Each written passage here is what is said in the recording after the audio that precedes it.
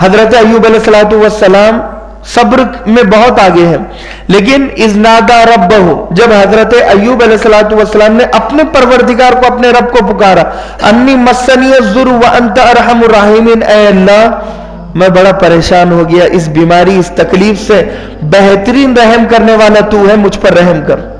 حالانکہ صبر کر رہے تھے، مگر صبر کے ساتھ ساتھ اللہ کو پکارا بھی ہے۔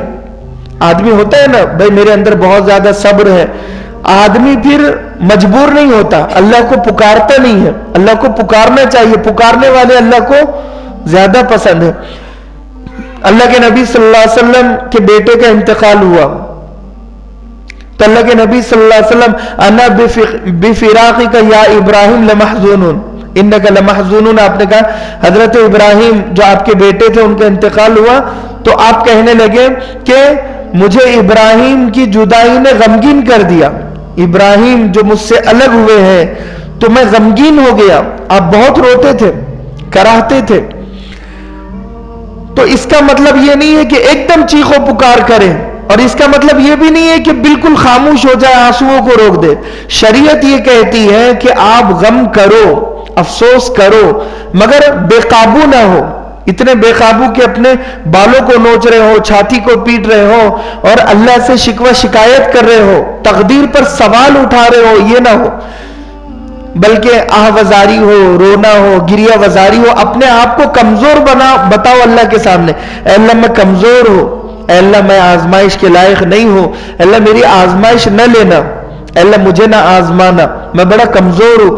اللہ کے سامنے جتنا عاجزی اور انکساری ہم بتائیں گے اتنا ہی اللہ ہم سے خوش ہوگا۔ بات سمجھ میں آ رہی؟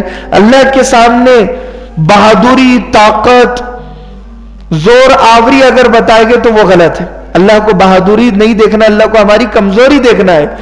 اللہ ہمیں اس کے سامنے کمزور دیکھنا چاہتا ہے۔ بات سمجھ میں آ رہی؟ اسی لیے لہذا حضرت ابراہیم کا انتقال ہوا تو اللہ کے نبی صلی اللہ علیہ وسلم بھی غمگین۔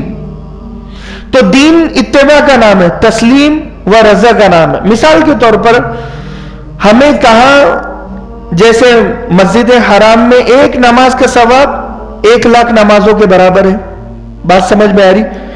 لیکن 8 ذی الحجہ کو حاجیوں کو کہا جاتا ہے کہ تمہیں مینا میں جانا ہے۔ کہاں جانا ہے؟ مینا میں۔ مینا میں جا کر کیا کرے گا؟ مینا میں نہ مسجد حرام ہے، نہ طواف کرنا ہے، نہ کعبۃ اللہ ہے، نہ وہاں پر رمے جمرات کرنا ہے، کچھ بھی نہیں کرنا ہے، لیکن مینا میں جا کر تمہیں نمازیں پڑھنا ہے، 5 نمازیں ادا کرنا ہے۔ حالانکہ مینا میں ایک نماز کا ثواب 1,00,000 نمازوں کے برابر نہیں ہے، مسجد حرام میں ہے، لیکن یہاں پر کہا حاجیوں کو کہ تمہیں مینا میں جانا ہے۔ بتانا یہ مقصد ہے کہ نہ مسجد حرام کے نماز پڑھنے میں کچھ ہے، نہ مینا میں نماز پڑھنے میں کچھ ہے، اصل ہے ہمارے حکم کو ماننا، اصل ہے ہمارے حکم کو ماننا کہ ہم نے کہا مینا میں جاؤ تو جاؤ، ہم نے کہا کہ مسجد حرام میں آؤ تو آؤ، ہم نے کہا رمے جمار کرو تو کرو، ہم نے کہا سحری جلدی کرو تو کرو، ہم نے کہا سحر دیر تک کرو تو کرو، افطار جلدی کرنا ہے تو کرو۔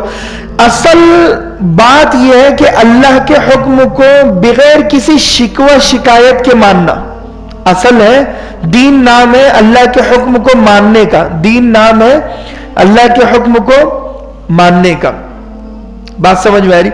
جیسے مثال کے طور پر مغرب کی نماز ہے، مغرب کی نماز میں دیر نہیں کرنا ہے، جلدی نماز پڑھنا ہے، مغرب کی نماز میں تعجیل ہے، جلدی نماز پڑھنا ہے۔ لیکن عرفات کے میدان میں ہمیں کیا کہا؟ حاجیوں کو کہا کہ اب مغرب کی نماز تمہیں نہیں پڑھنا، اب تم عشاء کی نماز کے ساتھ مغرب کی نماز پڑھنا، دیر کر دو اب اس میں۔ حضرت بلال رضی اللہ عنہ اللہ کے نبی صلی اللہ علیہ وسلم سے کہہ رہے ہیں یا رسول اللہ الصلاۃ، اے اللہ کے نبی نماز کا وقت آ چکا ہے، مغرب کا وقت تھا، اللہ کے نبی میدان عرفات سے نکلے تو آپ کہنے لگے یا بلال الصلاۃ امامک، اے بلال نماز تو آگے بڑھا دی گئی ہے، نماز آگے بڑھا دی گئی ہے، اس کا وقت بتانا ہے۔ مقصد یہ ہے کہ مغرب جلدی پڑھنے میں، دیر سے پڑھنے میں نہیں رکھا ہوا ہے، اصل ہے ہمارا حکم، ہم نے کہا کہ مغرب جلدی پڑھو تو پڑھو، ہم نے کہا مغرب دیر سے پڑھو تو پڑھو، ہم نے کہا مغرب اور عشاء ملا دو تو ملا دو، ہم نے کہا عصر اور ظہر ملا دو تو ملا دو۔ بالکل ایسے ہی مینا میں ظہر اور عصر ایک ساتھ پڑھنا ہے۔ عصر ان دنوں میں ہم جلدی نہیں پڑھ سکتے، وقت سے پہلے عصر نہیں پڑھ سکتے، لیکن وہاں پر ہمیں کہا کہ مینا میں ظہر اور عصر ساتھ میں پڑھنا ہے، ظہر اور عصر ساتھ میں پڑھنا ہے۔ عصر کو جلدی پڑھو اور مغرب کو دیر سے پڑھو۔ بات سمجھ میں آئی؟ تو بالکل ایسے ہی، اور ایک مقام پر افطار میں جلدی کرو۔ حالانکہ اب کوئی آدمی یہ کہے کہ نہیں 15 گھنٹے ہم بھوکا رہ گئے اور آدھا گھنٹہ میں افطار کا بڑھا دوں گا، مثال کے طور پر 6:30 بجے افطار کا وقت ہے اور سائرن بھی بج رہے ہیں، اب وہ آدمی لیٹ نہیں کر سکتا، اب اسے یہ کہا گیا ہے، شریعت کہہ رہی ہے اب افطار میں جلدی کرو۔ افطار میں دیر کرنا مکروہ ہے، اور زیادہ دیر کرنا نماز یہ روزے کا اپنے ثواب ختم کرنا ہے۔ یعنی کہنے کا مقصد یہ ہے کہ جب تک تم سے کہا بھوکا رہنا ہے بھوکا رہو، جب تک تم سے کہا پیاسا رہنا ہے پیاسا رہو۔ اب ہم کہہ رہے ہیں کہ بھوکا مت رہو پیاسا مت رہو، اب رہو گے تو پھر تم غلطی پر ہو۔ اصل بتانا یہ مقصد ہے کہ ہمارا حکم ماننا اصل ہے، ہمارا حکم ماننا اصل ہے۔ حالانکہ جو شخص 15 گھنٹے بھوکا رہا وہ اور آدھا 1 گھنٹہ بھوکا رہ سکتا ہے۔ 15 گھنٹے اللہ اسے محبت کی نظر سے دیکھ رہا ہے، وہ اللہ کی فرمانبرداری کر رہا ہے، لیکن جب افطار کے دسترخوان پر اگر وہ افطار نہیں کرے گا تو اب وہ گناہ گار ہے۔ جو اللہ 15 گھنٹے اسے محبت کی نظر سے دیکھ رہا تھا، اب وہ اللہ کی نظر میں گناہ گار کیوں بنا؟ کیونکہ اپنی مرضی سے بھوکا پیاسا رہ رہا ہے۔ اپنی مرضی چلانے کا نام دین نہیں ہے، اپنی مرضی کو قربان کرنے کا نام دین ہے، اپنی مرضی اللہ کی مرضی پر قربان کرنے کا نام دین ہے۔